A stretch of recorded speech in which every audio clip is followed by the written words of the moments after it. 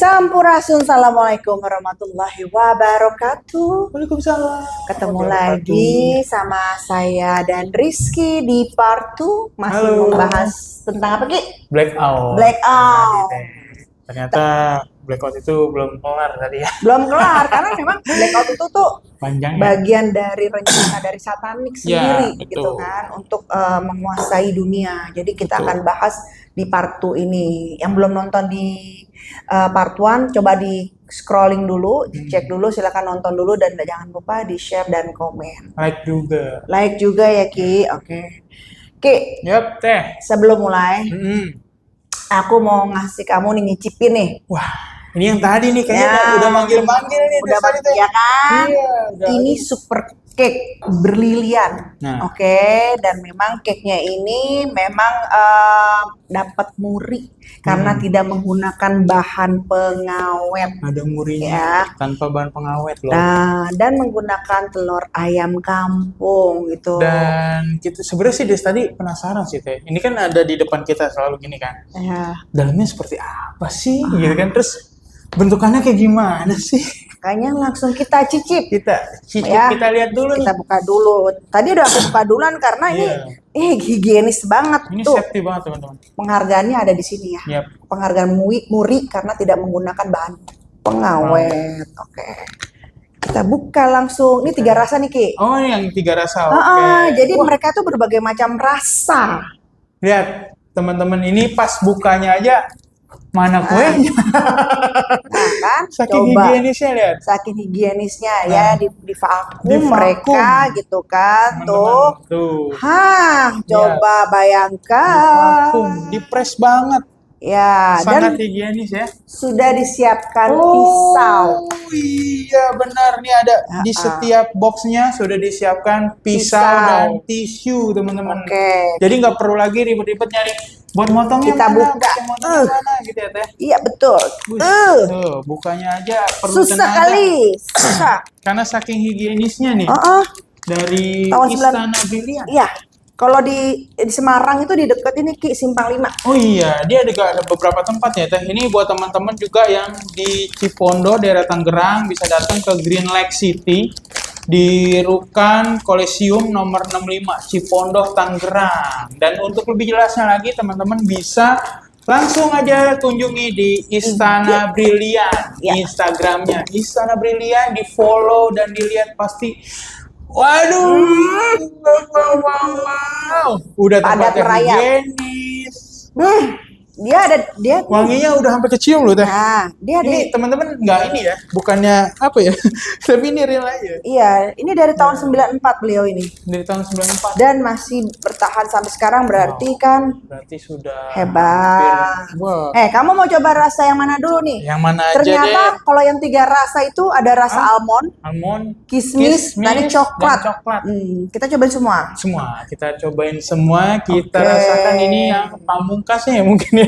Karena ada 3 rasa teman-teman. Iyalah, kita makan dulu, kita coba dulu. Dan Rizky di mau sini- cobain rasa apa? Rasa apa aja teh? Di sini juga ada juga yang cobain almond. rasa coklat keju juga ya teh. Banyak kok. ini. Banyak. Aku mau cobain almond. Oke, silakan. Almond coklat. Jadi basically-nya dia itu udah ada coklatnya. Jadi tinggal almond coklat, apa kismis coklat, atau coklat tok. Nah, ini kamu mau yang mana? Teteh yang almond coklat. Enak banget. Coklat, yang coklat. Tuh lihat teteh aja nggak kayak gitu. Ini bukannya ini ya, Enggak. bukan hoax teman-teman, tapi ini real. Kita Enak banget. Ya Gusti Allah. Enak banget. saya nyobainnya dikit aja. Mana ya? Dikitnya segini loh. Nah, Ini harus banyak deh, kayaknya harus banyak. saya tuh sampai ke pabriknya karena pengen tahu bagaimana pembuatannya, dan beliau tuh benar-benar luar biasa ya. Karena dari mesinnya, kualitasnya itu beliau itu merakit sendiri. Oke. Kamu siapa? Kamu siapa? Coklat. Coklatnya lihat, padat banget. Padat.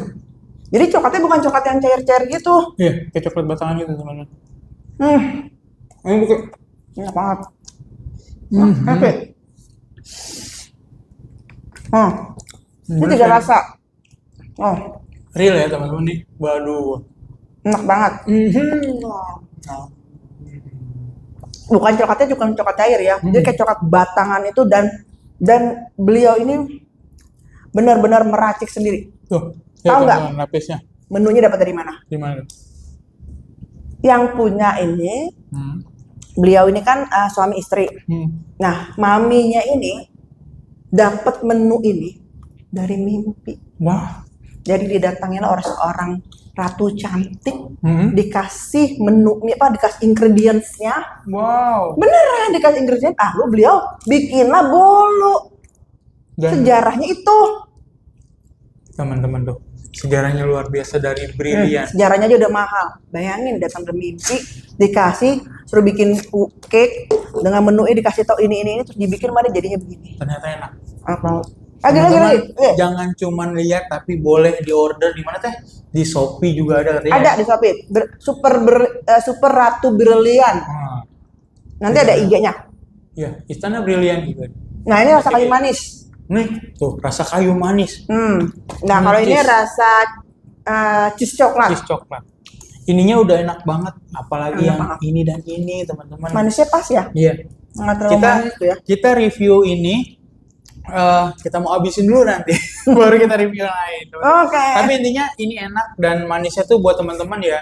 Ini tuh manisnya nggak terlalu manis yang berlebih, Ya, kayak betul. kue-kue di luar sana, tapi ini manisnya pas. Apalagi buat teman-teman mungkin agak menghindari gula-gula ya teh. Betul. Sangat recommended kan untuk beli Brilliant Cake Super Cake ini. Teman-teman bisa lihat dari Instagramnya di Istana Brilian. L-nya 2. Ini soal nyobain lagi. Dan ini emang luar biasa. Jadi nggak mau berhenti-berhenti, apa kita nge-review ini aja sampai habis? Iya, benar. Dan ini kalian bisa ambil pelajaran dari ini. Kan kita mau bahas blackout, ya. Gimana kita dibutuhkan kemandirian. Betul. Nah, beliau dari tahun 94, mesin made pun tidak bergantung dengan siapa-siapa. Beliau ngerakit sendiri, menunya juga, coklatnya juga. Jadi benar-benar higienis, benar-benar dibuktiin bahwa kita mandiri, kita pasti bisa. Betul. Nih buktinya, dari tahun 94 sampai 2026. Mungkin nanti ownernya bisa diajak podcast juga ya. Ya. Buat teman-teman juga biar Boleh. lebih yang mau bikin usaha dari awal, dari bawah ya teh. Boleh. Bisa termotivasi. Iya, biar termotivasi. Nanti saya undang ownernya ya, oke? Nah, kita langsung aja cerita tentang. Saya jadi nggak mau makan berhenti. mulu nggak? Iya, mendingan geser dulu teh daripada selesai ketagihan. Yang kismisnya enak juga. Iya. Ini kismis coklat. Enak banget. Enak kan? Sama padat coklatnya. Kirain saya tuh kayak Nggak pelit ya? tipis gitu. Ini nggak pelit sama sekali teman-teman. Ini coklatnya tuh kelihatan, kelihatan. Tadi saya udah Tebal bongkar. banget. Kayak coklat batangan ini. Iya, kayak coklat batangan. Dan manisnya juga, waduh, bukan yang manis yang keblenger gitu kayak. Enggak. Nah, yuk silakan. Standar. Kunjungi toko yang terdekat di Semarang kalau kalian di daerah Jawa. Kalau untuk di daerah Jakarta, silakan kunjungi di daerah Green Lake, Tangerang, Cipondo. Oke? Di Jakarta juga ada gitu ya? Ada. Tinggal cari aja nih Istana Brilian. Pokoknya kalau informasi lebih lengkap, teman-teman boleh kunjungi Instagramnya Istana Brilian. Oke, gimana Ge?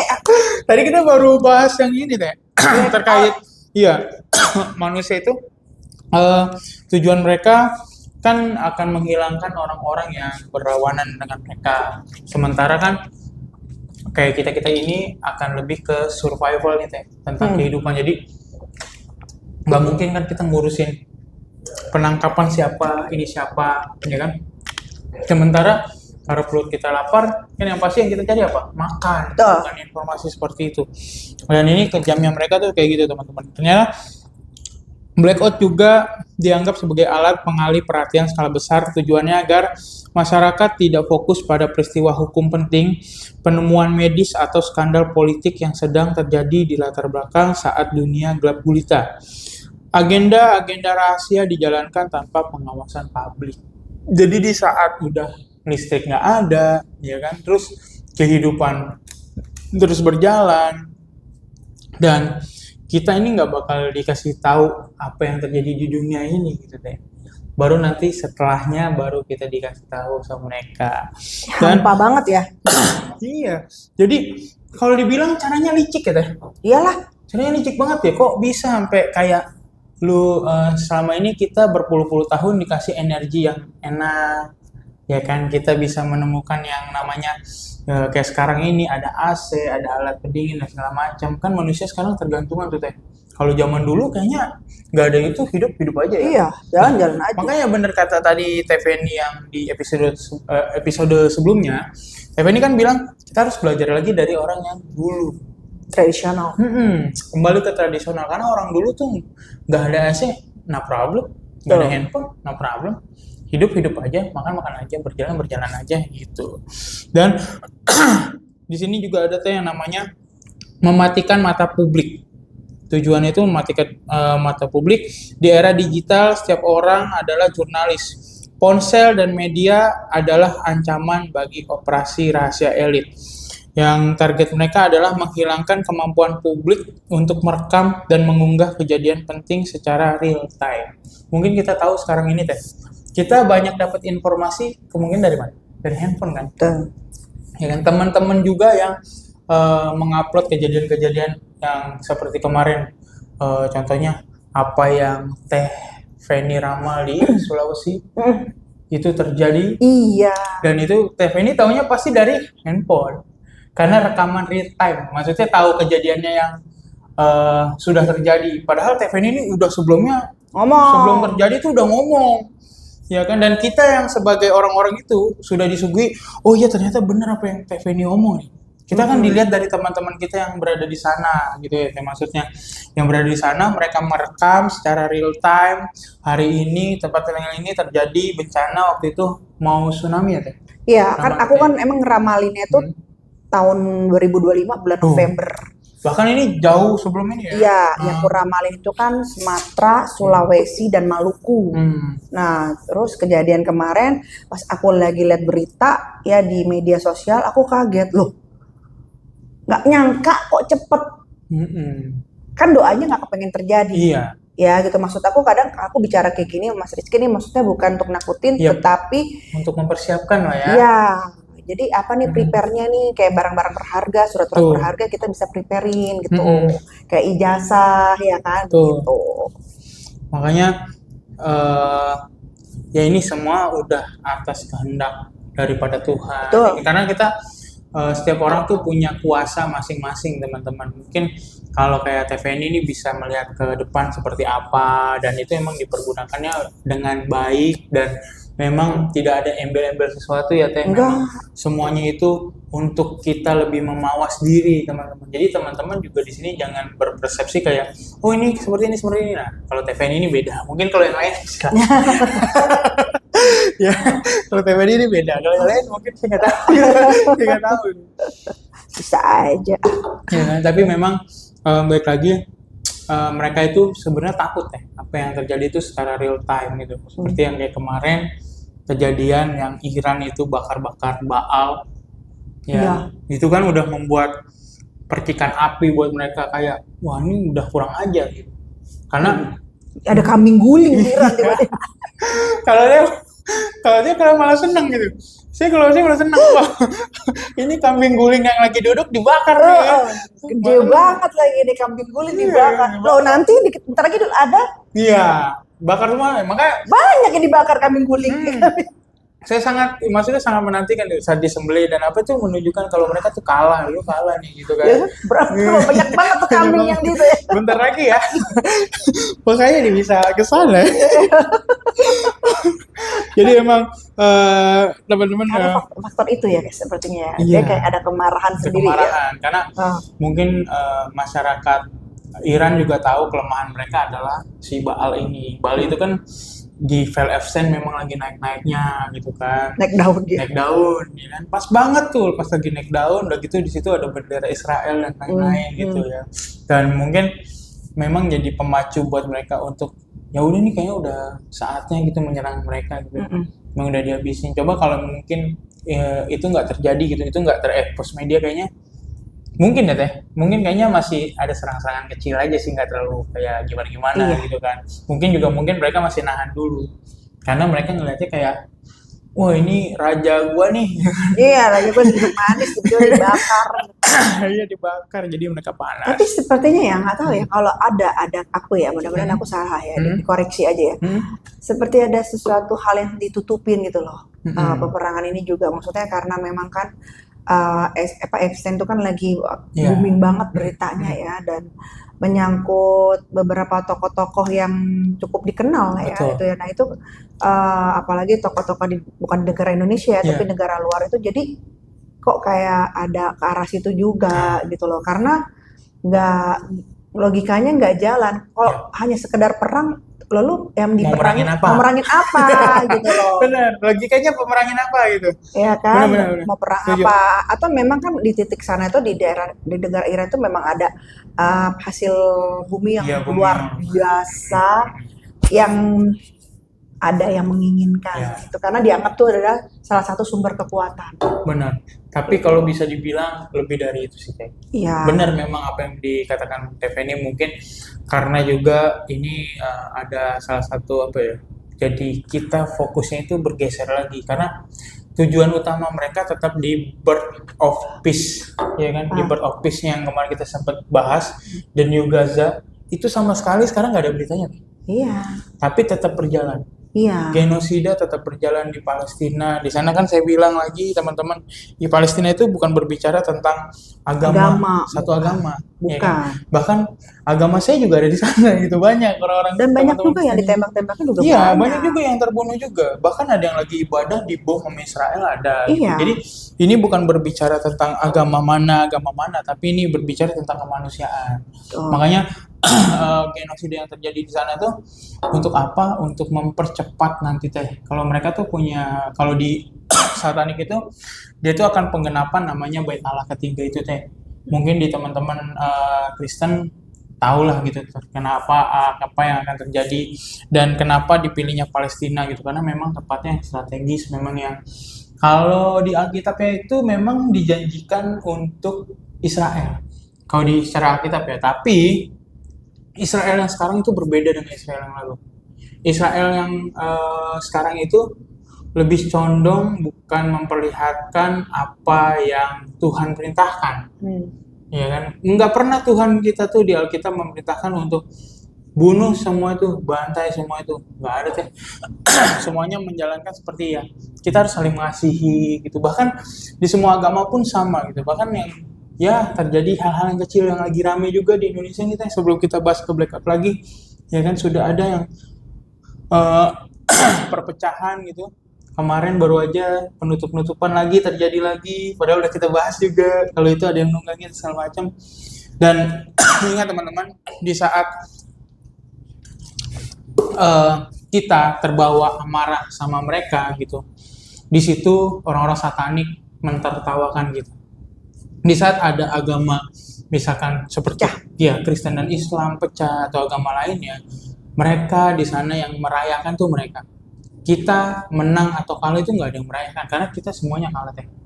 Semuanya akan mati pasti. Makanya seperti saya sama TV ini nih, kita menjaga kerukunan sebenarnya walaupun kita berbeda, iya kan? Tapi kita tetap menjalan ngasih tahu yang kebenarannya ini loh.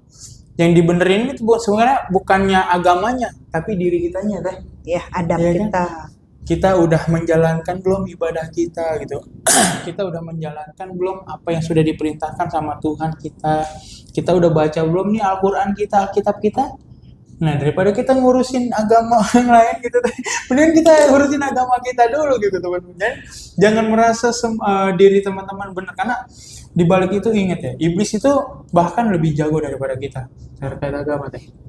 Bahkan dia lebih dulu hidup sebelum kita, beratus-ratus tahun. Jadi kita nggak usah ngerasa kita nih pinter agama, karena kita di dunia ini sama-sama belajar, satu sama lain sama-sama belajar, saling sharing gitu kan. Jangan saling menuduh agama gue paling benar, agama gue paling benar. Tapi lihat dulu, di saat lu ngomong agama lu udah benar, diri lu udah benar belum?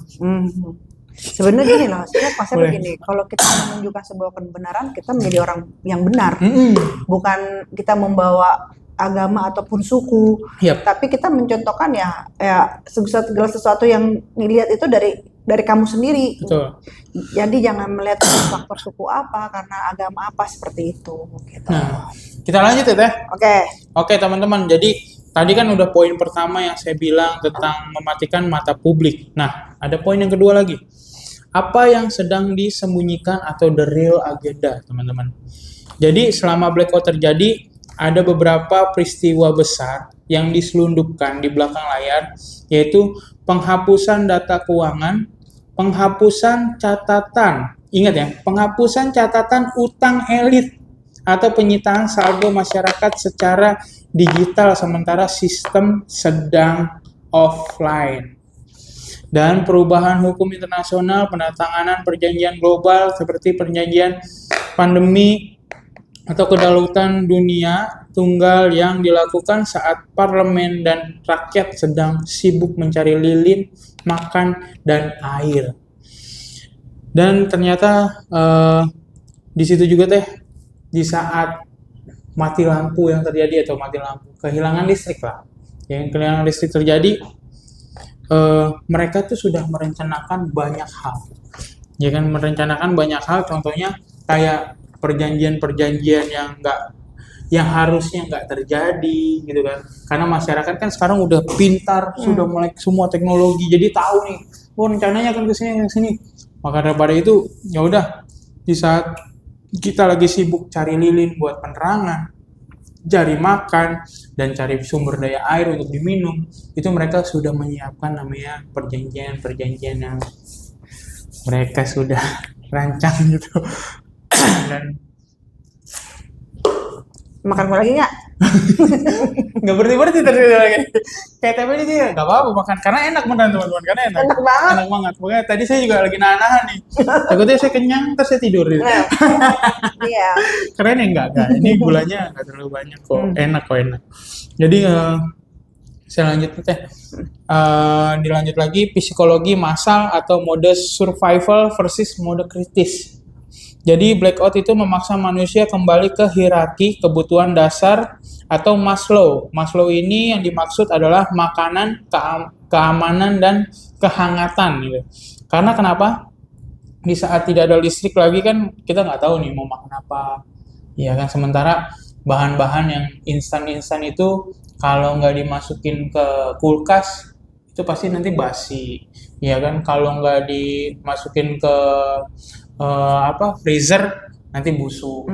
Cuman ini aja nih, brilian aja nih yang nggak basi dan nggak busuk. Enggak ada. Ini dia benar-benar bisa lama nih, tanpa pengawet tapi bisa lama teman-teman di sini. Penghargaan loh. Dapat penghargaan, udah terbukti nih 270426. Berarti aman juga untuk orang yang kena penyakit lambung karena nggak ada pengawet. Jadi teman-teman di saat blackout gitu, kalau bisa beli ini yang banyak. Iya, benar. Blackout beli ini yang banyak, dikumpulin. Jadi seenggaknya teman-teman udah ada makanan gitu, karena jadi perlu diingat juga namanya uang nanti itu udah nggak berlaku ya kan. Kalau misalkan ini masih bisa ada di dalam perut ya cukup ngeganjel lah. Satu ini tadi saya makan jam 2 udah mau kenyang, sebelum lapar lagi tuh. Cuman kayak harus berhenti. Kalau nggak makan terus. Mending nggak syuting. Nah, memang berarti intinya itu dibutuhkan kemandirian itu, kemandirian yang lahir dari diri kita gitu kan ya, karena memang perencanaan satanik ini luar biasa ya. Pertama karena memang untuk membuat kita itu kehilangan jati diri, poinnya. Karena dia membunuh psikologis kita. Jadi kekerasan dalam psikologi kita tuh benar-benar dipres banget gitu ya.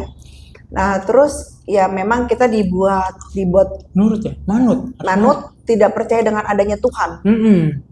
Karena kalau teman-teman lapar gitu, ini nih ujiannya Teh.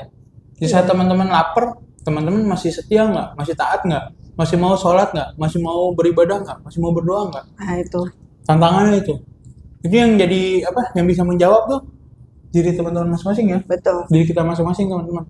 Dan saya yakin sih, maksudnya gini, kayak gitu ada gitu loh, makhluk-makhluk, maksudnya makhluk-makhluk kayak gitu tuh ada kayak iblis atau apa gimana. Karena next nih saya akan menangani pasien Ki. Saya bilang dia Conjuring Indonesia. Wah iya tadi komputer kita tuh. Teman-teman harus dengar juga nih. Ya Conjuring Indonesia. Jadi saya nggak nyangka ternyata di Indonesia kok ada gitu loh. Kayak saya pikir kan hanya kelas-kelas kunti atau kelas-kelas sugus, poci kayak gitu kan ya. Ternyata pas dia datang minta tolong kepada saya gitu ya. Dan itu dia masih muda sekali, dia perempuan dan tidak terlihat dari secara fisiknya itu tidak terlihat kalau dia menyimpan sesuatu yang makhluk yang besar di dalam dirinya. Dan ketika saya ngobrol sama dia, ya itu biji matanya berubah karena ketika ada yang masuk. Ini real teman-teman, dan tadi juga saya baru dikasih tahu sama Teteh dan wow, ternyata ya. Nah, saya jadi mikir omongannya kamu Ki, ya kan? Kamu kan membahas tentang Baal dari kemarin, terus bagaimana rencana-rencana satanik gitu loh. Aku ngeliat dari satu contoh, satu manusia aja dia posesifnya kayak gitu. Iya. Berarti di sini ada sebuah hawa nafsu dan ambisi. Ya, betul. Karena konsepnya itu berarti kan. Jadi agak sedikit menggabungkan antara pengalaman Rizky di dunia satanik dan pengalaman aku di dunia pasienku. Gitu loh, bahwa sebenarnya ya satu manusia yang dia inginkan aja itu penguasaannya tuh full, bener-bener target nih harus nih, gitu. Dan gilanya ketika makhluk itu masuk ke dalam tubuhnya, gitu kan, bola matanya nih korneanya berubah Ki. Terus dia ngomong gini, kan ini perempuan nih, yang masuk laki kan, suaranya kayak laki gembak gitu, dia ngomong gini, kamu kenal saya, untung tadinya mau saya giniin. Oh, kenal dari Rizky. Itu tadi kayak gitu. Iya. Oh, yang sering saya ceritakan. Tadi mau saya aku gituin gitu kan ya.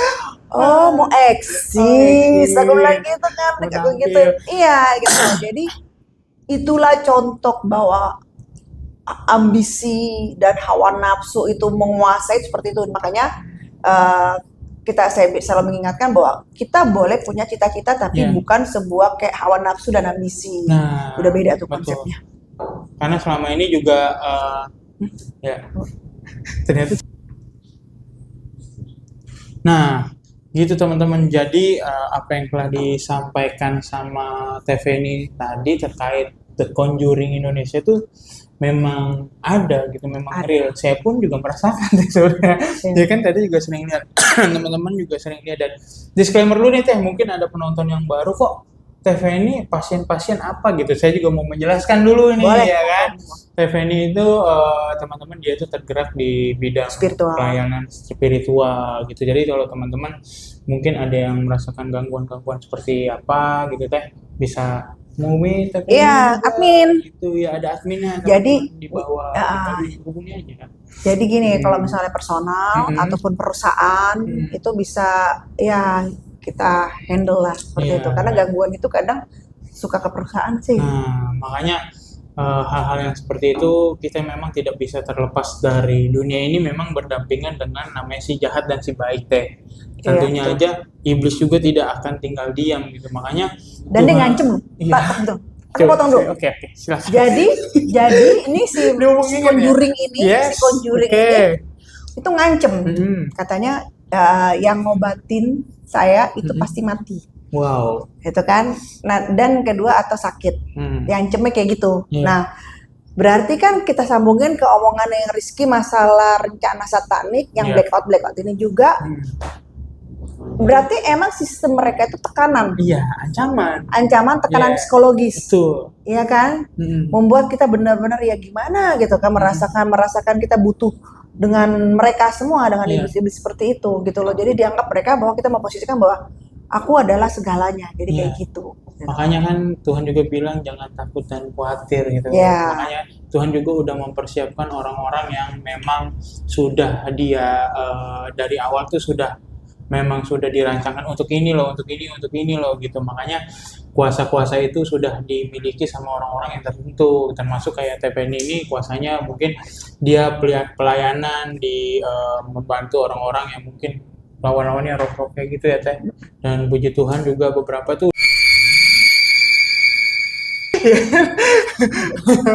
Ya kan, pokoknya semuanya itu teman-teman saya jelasin lagi, jadi biar teman-teman nggak bingung juga pasien-pasien apa sih. Jadi ya seperti itu ya kurang lebihnya penjelasannya teman-teman, mungkin bisa dimengerti lagi. Jadi kalau TPN ini lebih kepada jalan Tuhan lah, bukannya Enggak lah. ke jalan pribadi TPN atau siapapun. Aku kalau dalam konsepnya nggak menggunakan Hal-hal bantuan yang- jin atau kodam-kodam Kan jaya. ada.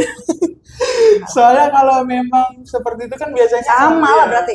dunia jin sama jin Ya cuma sama mengusir aja. doang. Iya, Nanti cuma dia gitu-gitu. masuk lagi, deseng lagi. Nanti dia kompakan lagi. Oke. Oke, kita lanjut ke part 3 ya. Kita akan membahas tentang masalah ruang lingkup dunia di balik dunia. Ya, ini masih belum kelar dan teman-teman juga jangan Belum. lupa saksikan ya kan the next video yang selanjutnya, dan sekali lagi jangan lupa nih beli Brilliant Super Cake ya kan, ada di mana-mana dan ini enak. Oke, sampai ketemu di video selanjutnya. Assalamualaikum warahmatullahi wabarakatuh. Dadah.